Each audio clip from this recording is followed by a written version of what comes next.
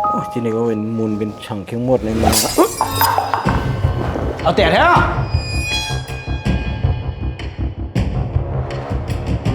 ก็ต้องครับว่าเรียกคำเลยตั้งใจเอาตัวขัง เงินเหลือนมากับเพื่อเตรียมมีหนูเตอเอาก้อเกาแตกแทงสตีหรอมอ เอาขาพอเลี้ยงพอนั้นพอเลี้ยงหักเอาในเงินเดือนขาดของไหนครับ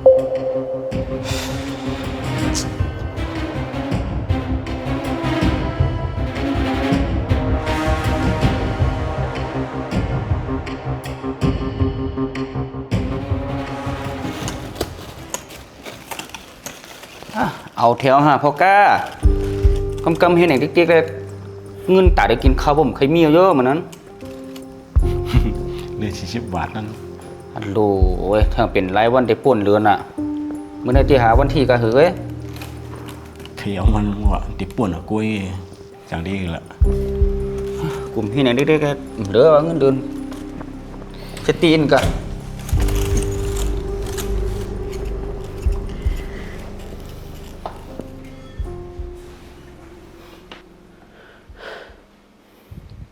น้องกำปีเด็กกับเขานำกำนะ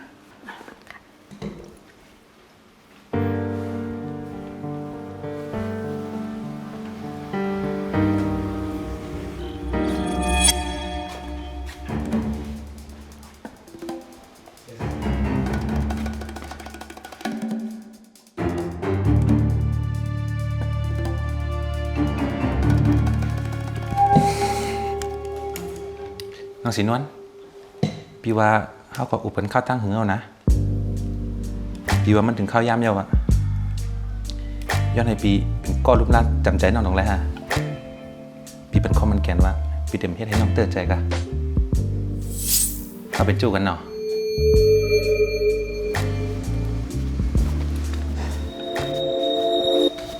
ยอมรับมันไหนเลย คือ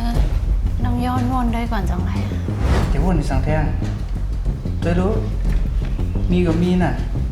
เพื่อนก็มีรถก็มีนาการนุ่มก็เรียนน้องสำคัญอะไรสังแท่ง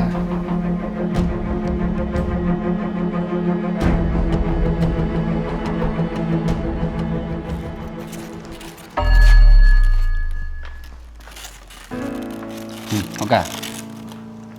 ก่อนที่ไม่จุกอย่างนี้นั่นเขาเปลือยอินฮะ มันตัวรู้ตั้งห่างพังเกาแหละตั้งผ่านเกาแน่เกาชำเดียวที่ชังกาขี้เข็งเป็นไรล่ะ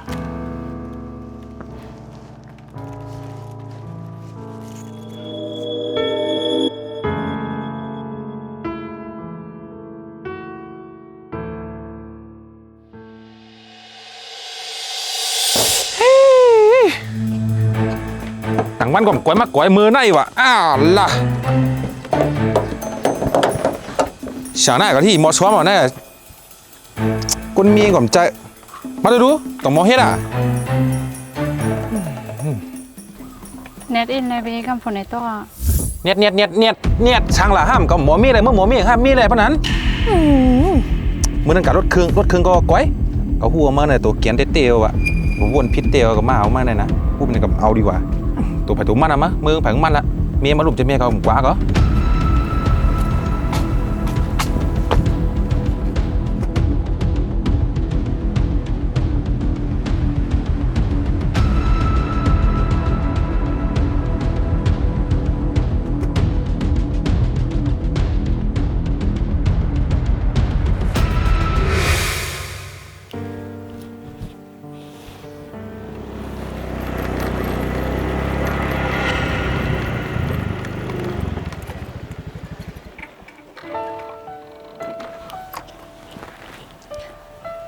น้องสินวนรถเป็นทางล่ะ รถน้องกอยอ่ะน้องรอเน็ตกับเฮิรนแม่ เพราะนั้นเมื่อต้นปีนี่ปีเดียวเมื่อช่วง ก็กับรถปี พี่ก็ฮู้ว่ามันเก่าก้อยกาปีเมื่อช่วงน้องฮอดถึงเฮือนได้อยู่นะมาเลยคนนั้นเฮามือ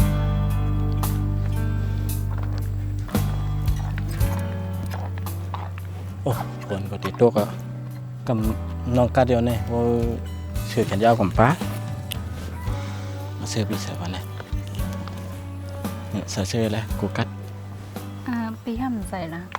ปีมกัดอ่ะ มันเพียนสังปีอันใดอยู่คนใจอ๋อง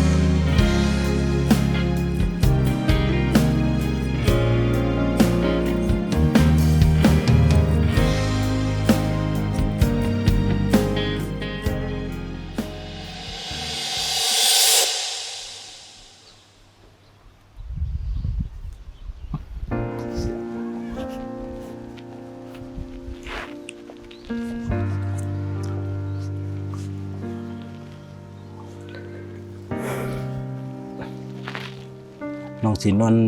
ห้องปีมามีรองสาวบ่นะ ปีจงต้องห้าวันเดปีแวฮับน้องมาส่งที่เฮือนนั่น ต้องไรกว่า วันนั้นน้องวันไรอ่ะว่าก้นดีมีเงินแน่สำใจก้นดีเดล่มล่าน้องเลยลีเต็มทนก้อยกาเป็นก้นดีทำไม่สังเสเอาตีตัวเก่าไม่นั่นมาล่มล่าน้อง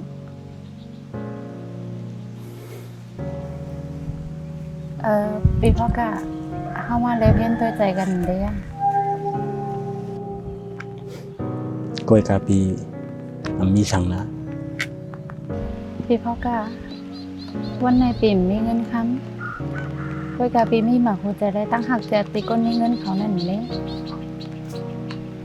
น้อมไรตัวได้เงินค้ำในหางพังน้องตัวตีก้นเด่นหมอฮักน้องเตเลยโดยแถมต้องไรพ่อย่ำต้องหยาบเลยได้เป็นก็เตีนน้องเปิงเองไร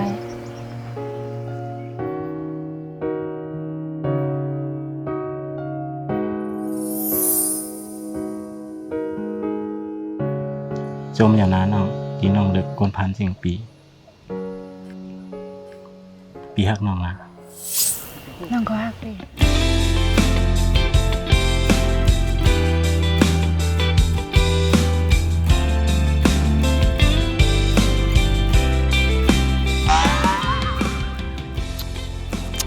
เขียมกันมาแล้วตะก่อนเลยรีบไปเลี้ยงมันเอาปนานมาเนอะให้หนีกว่าคุณใจ